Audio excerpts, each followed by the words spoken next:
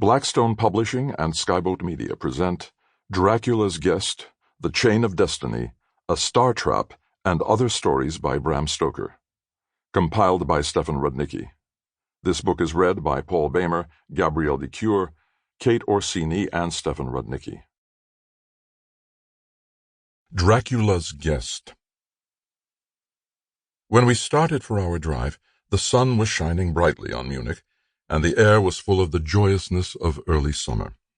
Just as we were about to depart, Herr Delbrück, the maître d'hôtel of the Quatre Saisons, where I was staying, came down bareheaded to the carriage, and after wishing me a pleasant drive, said to the coachman, still holding his hand on the handle of the carriage door, "Remember you are back by nightfall.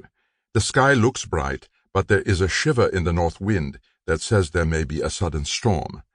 But I am sure you will not be late." Here he smiled and added, "For you know what night it is." Johann answered with an emphatic, "Ja, mein Herr," and touching his hat, drove off quickly.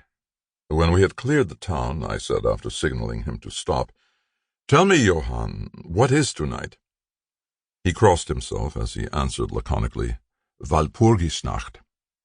Then he took out his watch, a great old-fashioned German silver thing as big as a turnip, and looked at it, with his eyebrows gathered together and a little impatient shrug of his shoulders.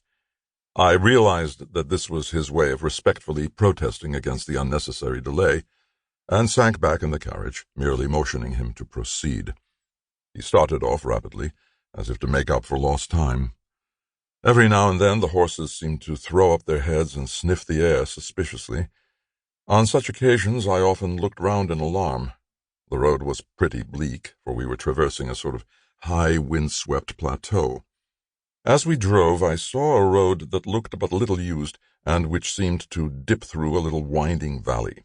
It looked so inviting that, even at the risk of offending him, I called Johann to stop, and when he had pulled up, I told him I would like to drive down that road. He made all sorts of excuses, and frequently crossed himself as he spoke. This somewhat piqued my curiosity, so I asked him various questions. He answered fencingly, and repeatedly looked at his watch in protest. Finally I said, "Well, Johann, I want to go down this road. I shall not ask you to come unless you like. But tell me why you do not like to go. That is all I ask."